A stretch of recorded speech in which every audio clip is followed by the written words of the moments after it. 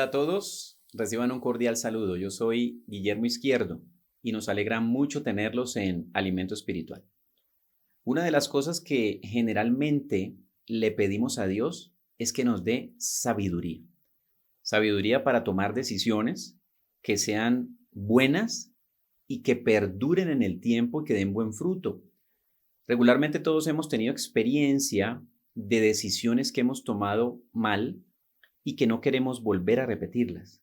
O tenemos experiencia de las decisiones que han tomado nuestros ancestros y nos han afectado a nosotros y no queremos repetir la historia. Entonces es muy importante el que nosotros aprendamos la practicidad de la sabiduría. Quiere decir cómo traerla al día a día, a mi agenda, a mi vida diaria. ¿Y por qué es necesaria la sabiduría? No solamente para tomar buenas decisiones, pero también para reparar aquellas cosas que venimos trayendo del pasado, aquellas áreas que necesitan restauración y ajuste, y saber nosotros entonces cómo el enemigo, cuya misión es robar, matar y destruir, ha venido actuando en nuestra vida, y a través de la sabiduría poder nosotros comenzar ese proceso de reparación. Para eso entonces vamos a estudiar un tema que lo hemos titulado Sabiduría para restaurar. El primer punto de este tema se titula Sabiduría en la práctica. Y la idea en este punto es que nosotros identifiquemos cómo volver práctica la sabiduría. Cómo aterrizar el concepto bíblico que dice que el principio de la sabiduría es el temor del Señor, y que el que esté falto de sabiduría, como dice Santiago 1:5, la pida a Dios y Dios se la dará abundantemente y sin reproche. Entonces, ¿cómo lo hago en el día a día? ¿Cómo lo aplico en el día a día? ¿Cómo lo traigo a mi agenda? ¿Cómo lo hago? Primer punto, entonces, de sabiduría en la práctica. Vamos a ver cómo personas sin fuerzas, sin poder, sin quien les diga qué hacer, sin líder, sin quien las dirija y con una tremenda vulnerabilidad, podemos ser más sabios que todos los sabios. Vamos entonces a la Biblia, al libro de Proverbios, en el capítulo 30, y vamos a estudiar los versículos del 24 al 28. En esta ocasión vamos a utilizar la versión La Biblia de las Américas. Y dice así, prestémosle mucha atención. 4 cosas son pequeñas en la tierra, pero son sumamente sabias. La BTX, otra versión de la Biblia, dice, pero son más sabias que los sabios. Primera cosa, versículo 25. Las hormigas, pueblo sin fuerza, que preparan su alimento en el verano. Segunda, versículo 26. Los tejones, pueblo sin poder, que hacen su casa en la peña, en la roca. Tercera, versículo 27, las langostas, que no tienen rey, pero todas salen en escuadrones. Cuarta, versículo 28, y la lagartija, que se puede agarrar con las manos, pero está en los palacios de los reyes. Vamos entonces a analizar qué significa y cómo podemos aplicar en nuestra vida estos conceptos en los que Dios nos explica la sabiduría. Y es muy interesante porque la palabra de Dios es tan espectacular que nos aterriza el concepto de sabiduría con cosas que yo puedo entender y aplicar desde ya.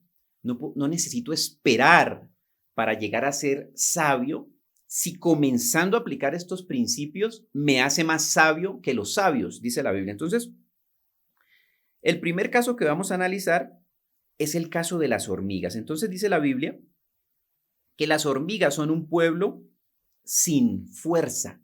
Si hay un animal que no tenga fuerza, es una hormiga.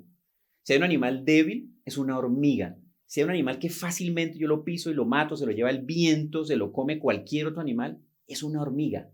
Pero la palabra de Dios dice que las hormigas sin fuerza preparan en el verano su sustento porque va a venir el invierno. Este es un concepto muy importante que se llama el concepto de la planeación. Ahora, ¿Cómo planean las hormigas y cuál es el proceso de planeación que nosotros vamos a aprender en este día para que lo podamos aplicar nosotros en nuestra vida? Mire, si nosotros fuésemos hormigas, tendríamos que llevar un proceso de planeación basado en preguntas. Tome nota de las siguientes preguntas porque estas preguntas nos van a capacitar a nosotros para aprender a planear, a planificar, a tener un plan. Y antes de las preguntas, yo quiero meditar en algo y hacer una pregunta a nivel general. ¿Tiene usted un plan de vida? ¿Tiene usted un plan en su área financiera? ¿Tenemos un plan en nuestra área familiar? ¿Tenemos un plan en nuestra área educativa? ¿Tenemos planes en nuestra área sexual? ¿Tenemos algún plan? Si yo no tengo un plan, lo más probable es que no llegue a ningún lado, ¿sí? Y que simplemente me esté dejando llevar por el viento, como dice la Biblia, como las olas que son llevadas por el viento de aquí para allá. Por eso tengo que tener un plan. Ahora, ¿cómo puedo planificar? La planeación yo la puedo hacer respondiendo una serie de preguntas. ¿Cuáles son esas preguntas que vamos a responder? ¿Qué? ¿Para qué? ¿Cómo? ¿Cuándo? ¿Dónde? ¿Con quién? Pongámonos el caso de las hormigas. ¿Qué voy a hacer? Voy a llegar al invierno con suficiente comida. Es el plan de la hormiga. Segunda pregunta, ¿para qué? Para sobrevivir. Tercera pregunta, ¿cómo lo voy a hacer? Saliendo a recoger alimento. Cuarta pregunta, ¿cuándo lo voy a hacer? En el verano, porque si se me pasa el verano es demasiado tarde y muchos de los planes en nuestra vida dejamos para después, dejamos para cuando ya es demasiado tarde, procrastinamos decisiones que tenemos que tomar hoy, planeación que tenemos que hacer hoy. Es muy importante el tiempo correcto del verano para poder llegar al invierno con el sustento. Siguiente pregunta, ¿cuánto tiempo me va a tomar? 2 meses, 3 meses, ¿qué es lo que dura una estación? ¿Qué es lo que dura el verano? Preparándome para qué, para el invierno. Quinta pregunta, ¿dónde lo voy a hacer? Alrededor del hormiguero. Una hormiga no se va a caminar kilómetros a buscar la comida, tiene que haber un radio alejada del hormiguero que es seguro para ella, para ir a buscar comida y traerla al hormiguero. Y última pregunta, ¿con quién lo voy a hacer? Con las demás hormigas. Entonces, fíjense que todas estas preguntas, ¿qué voy a hacer? ¿Para qué lo voy a hacer? ¿Cómo lo voy a hacer? ¿Cuándo lo voy a hacer? ¿Cuánto tiempo me va a tomar? ¿Dónde lo voy a hacer? ¿Y con quién? Nos va a servir a cada uno de nosotros para elaborar un plan de cualquier cosa, de cualquier área de nuestra vida, en cualquier tópico. Tome una hoja de papel, ponga esas preguntas, ponga el título del área que usted quiere planificar y responda a esas preguntas y usted ya va a tener un plan para orar, un plan para ejecutarlo e irlo mejorando. Es muy sencillo la manera de planear y eso significa que nosotros estamos haciendo que aplicando sabiduría. Miren esto tan interesante. Cuando Jesucristo vino a la tierra, Jesucristo vino con un plan preciso. El objetivo de Jesucristo venir a la tierra, ¿cuál era? El plan, ¿cuál era? Ir a la cruz. Jesucristo venía con un plan. Claro, voy a ir a la cruz. Entonces, si nosotros le aplicamos estas preguntas que ya analizamos a la obra de Jesucristo, vamos a ver claramente cómo empatan en una planeación estratégica y definida claramente por el Señor. ¿Qué voy a hacer? Morir en la cruz. Segunda pregunta, ¿para qué? Para salvar la humanidad. Tercera pregunta, ¿cómo lo voy a hacer? Predicando el evangelio. Cuarta pregunta, ¿cuándo lo voy a hacer? En el año -5 de nuestra era, cuando Cristo vino. No vino en el 1900, 1800, 1200, no. Vino en un momento determinado de la historia que estaba en el plan de Dios que iba a venir Jesucristo. ¿Cuánto tiempo me va a tomar? El ministerio de Jesucristo en la tierra tomó aproximadamente 3 años y medio cuando se hacen los cálculos y la cronología a través de lo que dicen los evangelios. 3 años y medio. Jesucristo no duró 5 años, 8 años, 12 años en su ministerio. 3 años y medio 3 años y medio le tomó su ministerio. Obviamente sabemos que empezó a los 30 y murió, qué sé yo, alrededor de los 33 años y medio, pero había un plan, ¿no? Murió a los 40, a los 50, un plan en tiempo. ¿Cuánto tiempo me va a tomar? Sexta pregunta, ¿dónde lo voy a hacer? En Israel. No fue en Mónaco, no fue en París, no fue en Bogotá, no fue en ningún otro lugar distinto a la tierra de Israel. Séptima pregunta, ¿con quién lo voy a hacer? Con 12 apóstoles. Jesucristo no llamó 5, no llamó 20, no llamó 8, llamó 12. Y de entre los 12, ¿quién estaba? Estaba Judas. Judas era parte del plan. Si ustedes ven, Jesucristo tenía un plan perfecto para venir a salvar a la humanidad. Entonces, ¿cómo aterrizo yo en mi realidad esta aplicación? Tome una hoja de papel y haga el listado de todas las áreas de su vida que necesitan reparar y restaurar de lo que el enemigo ha venido robando, matando, destruyendo, vaciando y desacomodando. Y con estas preguntas establezcamos un plan en oración para restaurar esas áreas de nuestra vida. Ese es el primer punto o el primer ejemplo de sabiduría del cual habla Proverbios 30:24. Segundo, mire, el versículo 26 dice lo siguiente: los tejones, pueblo sin poder, que hacen su casa en la peña. La traducción aquí de la Biblia de las Américas es tejones. Hay otras traducciones como la BTX que lo traduce conejos. Este animal es un animal que se conoce como el damán de las rocas o el irax de las rocas. Este animal es típico de África central y de Medio Oriente, Israel, toda la región del Mar Muerto y todo básicamente la zona de Israel. Y este animal se caracteriza por algo en particular, y es que es un animal pequeño y débil. No mide más de 50 centímetros y no pesa más de 5 kilos. Pero este animal hace algo muy interesante, y es que hace su casa en medio de la roca, porque reconoce su debilidad, entonces hace su casa en la roca para defenderse de los depredadores. Nosotros somos débiles. Los seres humanos somos débiles. La Biblia dice que el poder del Señor se perfecciona en nuestra debilidad, o sea, nos da un carácter de débiles. Lo que tenemos nosotros de fortaleza es el poder y la autoridad de Cristo, pero nosotros en sí somos débiles. Pero si yo tengo mi casa en la roca, que es Cristo, estoy protegido de los depredadores, del enemigo que me quiere robar, matar y destruir. ¿En dónde está nuestra casa? Nuestra casa está en Cristo, está en la roca. ¿En dónde estoy cimentado? ¿En dónde está mi fundamento? Estos animales no solamente hacen su casa en la roca, sino que tienen y viven en comunidades. No viven solo, no se aísla a una roca, se mete en una roca y se queda solo. Este animal tiene una compleja estructura social y viven siempre en grupos, con un nivel de comunicación que es objeto de estudio de los científicos, con más de 21 sonidos distintos para alertarse y protegerse de los depredadores. Entonces, muy interesante. ¿Y cómo lo puedo yo aplicar entonces a la sabiduría más sabia que los sabios? Yo necesito fortalecer y fundamentar mi vida en Cristo, que es mi roca, estar refugiado en Cristo, que es mi roca, y vivir en comunidad para alertarme de los ataques del maligno y de los depredadores en el ejercicio del discernimiento que me lleva a conocer las maquinaciones del maligno, como dice la Biblia, para que no gane ventaja ninguna sobre nosotros. El siguiente ejemplo de la Biblia son las langostas. Es fascinante. Mire, dice el versículo 27, las langostas que no tienen rey, pero todas salen en escuadrones. La langosta no necesita un policía que la esté vigilando para que haga su tarea. La langosta no necesita un líder que le esté diciendo qué hacer, a quién preguntarle las cosas para tomar decisiones. Las langostas salen en escuadrones, salen en cuadrillas de millones, arrasan todo a su paso. ¿Por qué? Porque trabajan en equipo.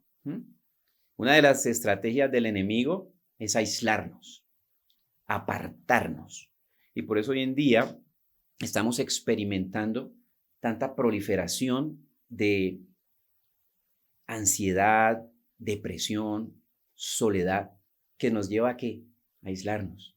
Y la Biblia dice que el enemigo anda como león rugiente, buscando a quien devorar.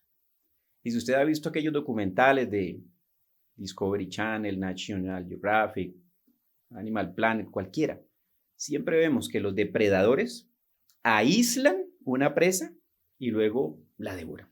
Esa es la estrategia del enemigo. Entonces, las langostas y el poder de las langostas está en que en el trabajo en equipo es importantísimo que usted y yo estemos congregándonos, de modo que en el ejercicio y en el poder de la congregación, como dice la Biblia, que nos ayudamos mutuamente para ir edificándonos en amor, ir creciendo en amor los unos con los otros. Yo me fortalezco, yo desarrollo mis dones, mis talentos. No se aleje de la iglesia, no se aleje de la congregación, no le crea esa mentira al enemigo. Es tiempo de que nosotros decidamos que el trabajo en equipo tiene mucho más poder y resultado que el trabajo individual, más sabio que los sabios. La Biblia me está dando ejemplos para que yo practique cuando hoy, para que comience a practicar hoy. Solos no lo podemos hacer.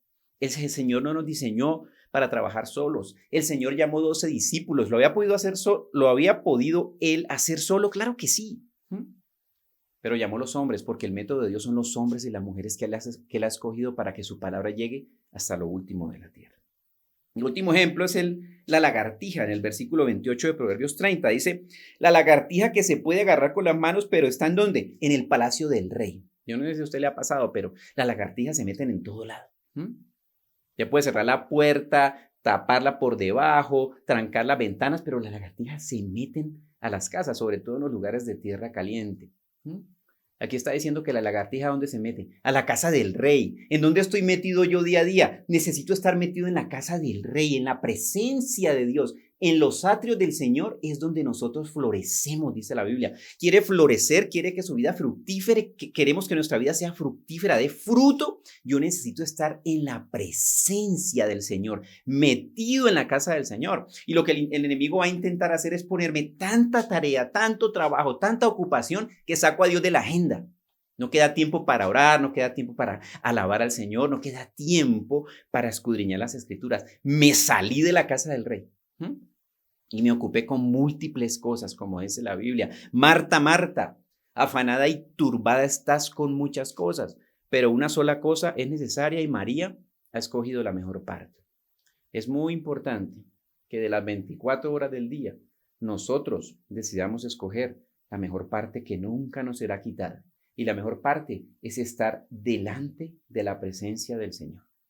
Es tiempo de que nosotros pongamos al Señor en nuestras agendas y no permitamos que nada lo saque de ellas.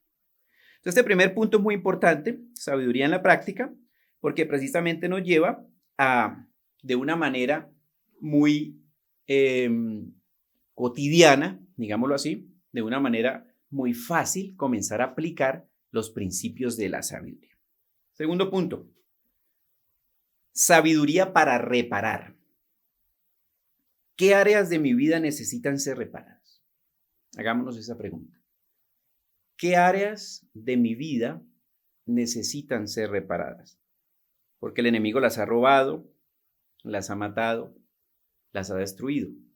Y quizá no solo a nosotros, a nuestros ancestros también. Cuando analizamos la vida de nuestros padres y abuelos, es probable que encontremos un patrón repetitivo de áreas con dificultad en donde el enemigo ha robado, matado y destruido. Y él quiere perpetuar a las siguientes generaciones el desastre que ha venido haciendo en la humanidad. Entonces, si nosotros listamos cada una de esas áreas que necesitamos reparar y comenzamos a hacer un plan con base en lo que vimos en el punto anterior, con base en responder esas preguntas que identificamos en el punto anterior, y le pedimos al Señor que nos ayude en el proceso, iniciamos un proceso de reparación, de restauración, de reconstrucción de aquellas áreas que el enemigo ha robado y matado y destruido. Por ejemplo, mire, Moisés era un hombre que no tenía capacidad de controlar su temperamento. En una ira mató a un egipcio. Dios lo saca de Egipto y lo lleva 40 años al desierto a reparar lo que había vivido, a reparar lo que el enemigo había hecho de él. El enemigo lo había vuelto un homicida.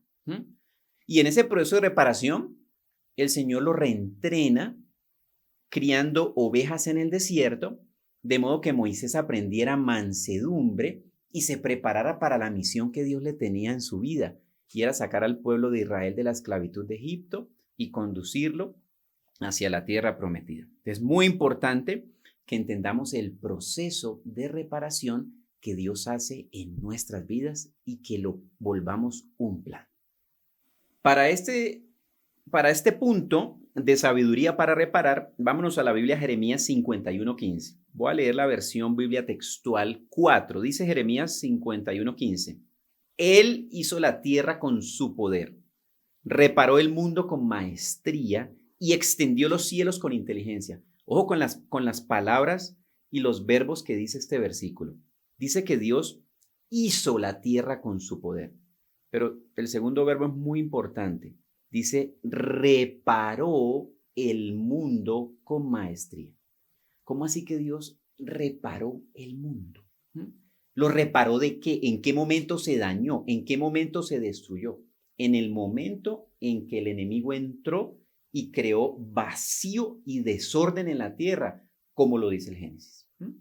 El libro de Génesis dice que la tierra estaba desordenada y vacía y el Espíritu de Dios comenzó a moverse sobre la faz del abismo y empezó el proceso de reparación. El Génesis es un proceso de reparación de algo que Dios ya había hecho y el enemigo lo destruyó y lo desordenó y lo vació, porque Dios no crea desorden ni vacío, pero en nuestras vidas el enemigo ha creado desorden, ha creado vacío. Hay áreas en nuestra vida que tienen vacío, tienen desorden. Esas áreas con sabiduría se pueden restaurar, se pueden reparar, se pueden reconstruir. Pero tengo que tener un plan. Si no tengo un plan, estoy a merced del enemigo. O sea, es tiempo de que nosotros listemos esas áreas y hagamos un plan de reparación, de restauración. Como dice la Biblia, con maestría el Señor me puede reparar y empezar a declarar, esta área de mi vida declaro que el Señor me va a reparar, me va a restaurar con su maestría lo que Él había planeado para mí y que el enemigo ha querido robar, matar y destruir. ¿Cuáles son esas áreas? Es importante identificarlas.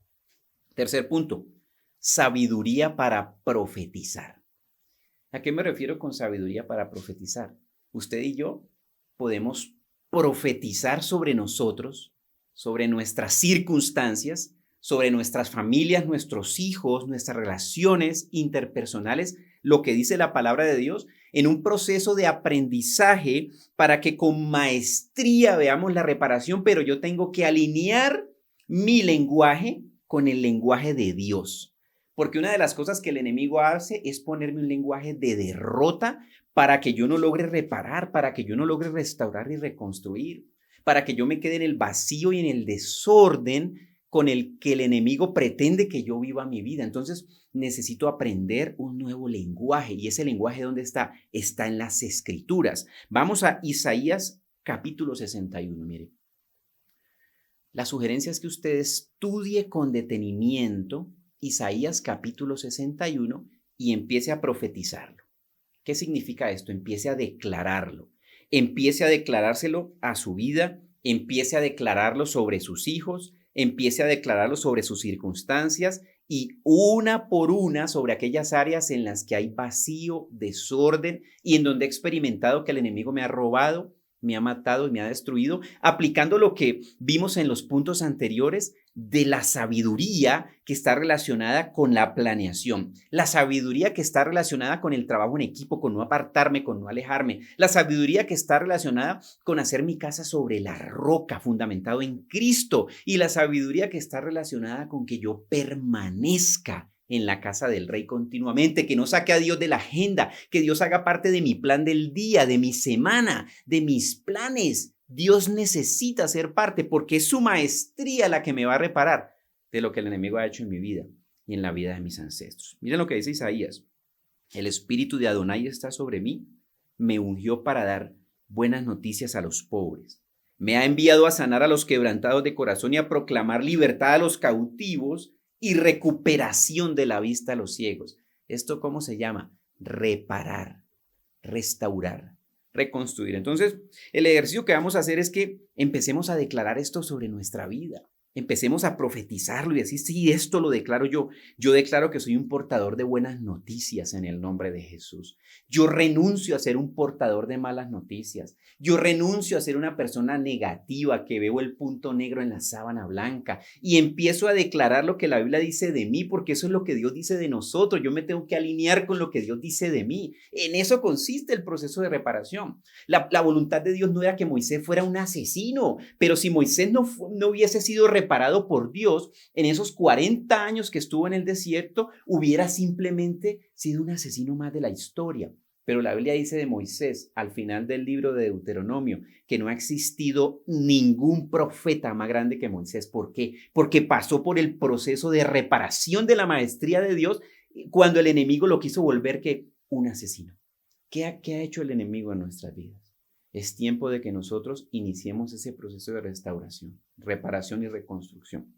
Y ese proceso inicia con un cambio en mi lenguaje. Profetice Isaías 61 sobre usted. Versículo 2, a proclamar el año favorable de Adonai. El 2021 declaro que es un año favorable de Dios para mi vida. Me resisto a creer que este va a ser un año peor que el 2020. En el nombre de Jesús declaro que, como está escrito en la palabra, este año va a ser mejor que el anterior, porque cada vez que el tiempo pasa, se acerca el momento en el que me voy a encontrar con Jesucristo.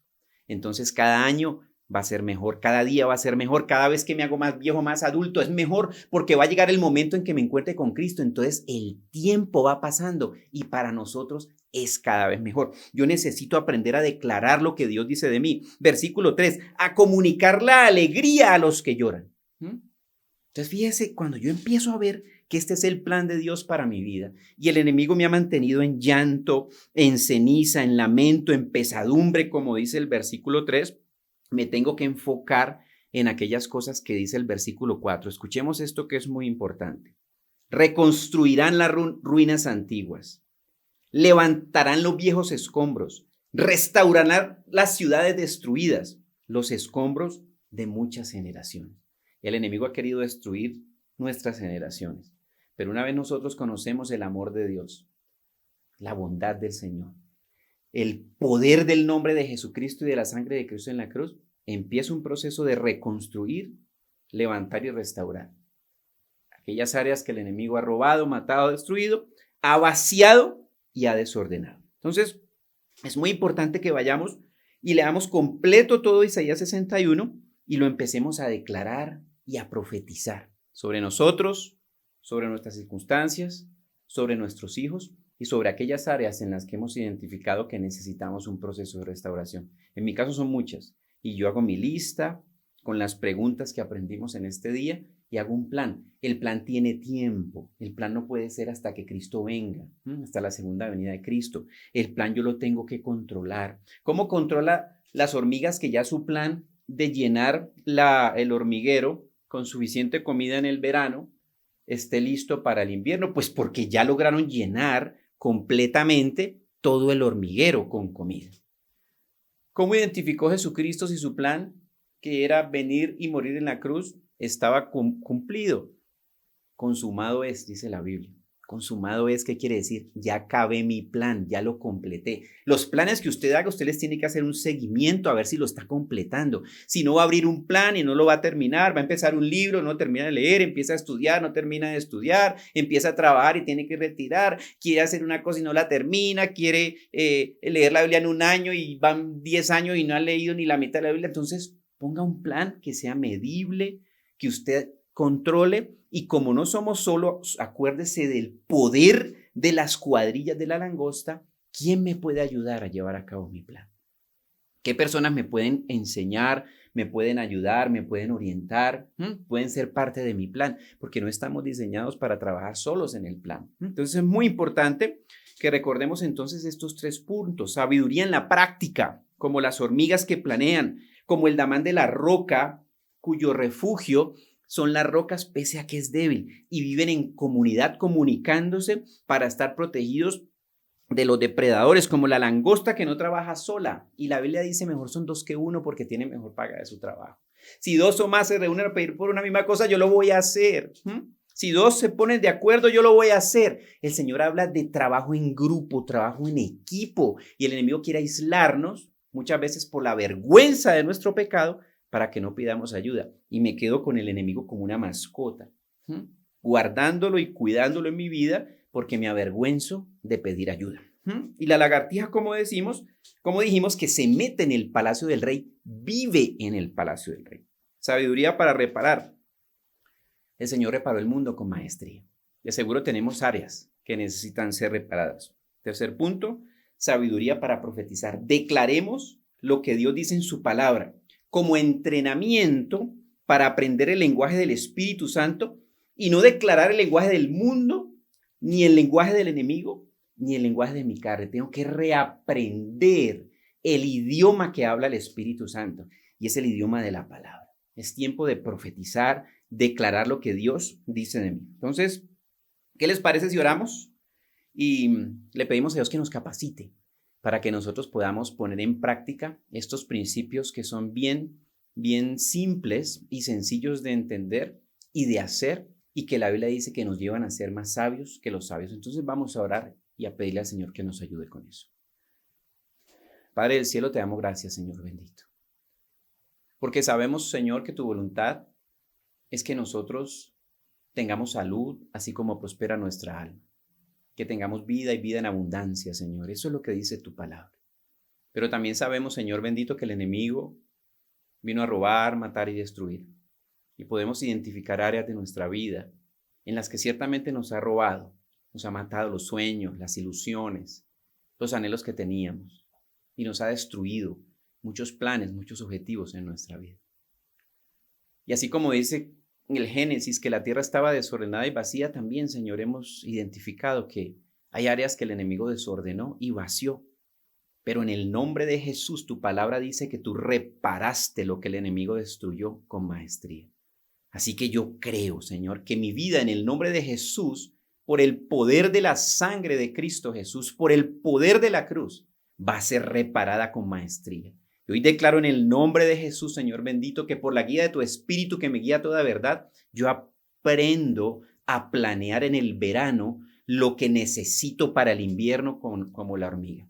Aún en medio de mi debilidad, Señor bendito, todo lo puedo en Cristo que me fortalece. Enséñanos, Señor bendito, a planificar, a planear, a manejar los tiempos, Señor bendito, y volver a trabajar en aquellas áreas que quizás ya creímos que nada puede pasar. El Señor no ha terminado contigo. El Señor no ha terminado contigo. Nosotros somos una obra en construcción hasta que nos encontremos con Cristo, una obra en perfeccionamiento, dice la palabra de Dios. Gracias te damos, Señor, ayúdanos.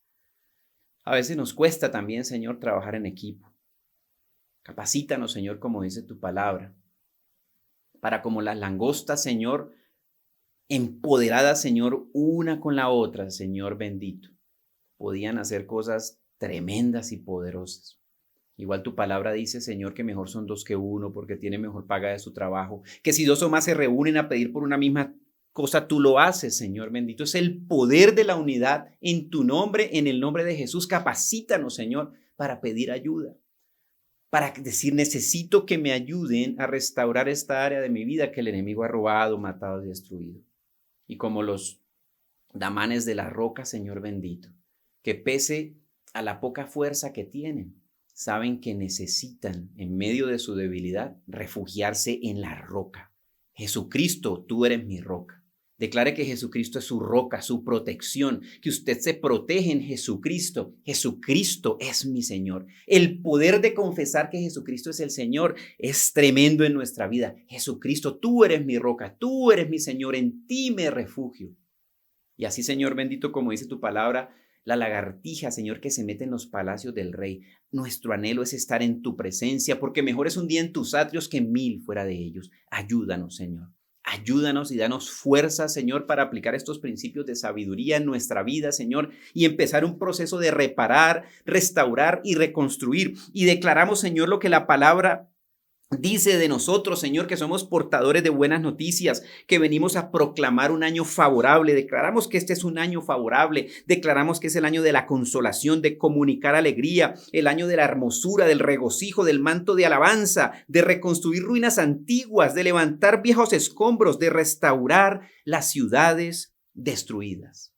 Reprendo de mi vida todo inmundo espíritu que me quiere robar, matar y destruir, en aquellas áreas en las que ya ha generado vacío, me levanto en el nombre de Jesús y declaro que todo lo puedo en Cristo que me fortalece y que con tu maestría, Señor, yo y mi casa, Señor, seremos restaurados, Señor. Creo que tú lo puedes hacer y me comprometo, Señor bendito, delante de tu presencia, Padre del cielo, a creer, a tener fe y a no permitir que el enemigo me robe la fe. Así lo declaramos, Señor, en el nombre que es sobre todo nombre de Jesucristo, nuestro Señor.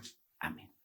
Bueno, queridos amigos, entonces vamos a poner en práctica este proceso de reparar con la sabiduría que viene de Dios aquellas áreas de nuestra vida que han sido desordenadas y vaciadas por el enemigo, pero de una manera práctica, enfocados en la acción, con planes medibles, con tiempo, alcanzables, que podamos ir revisando, ajustando a medida que voy llevándolos a cabo.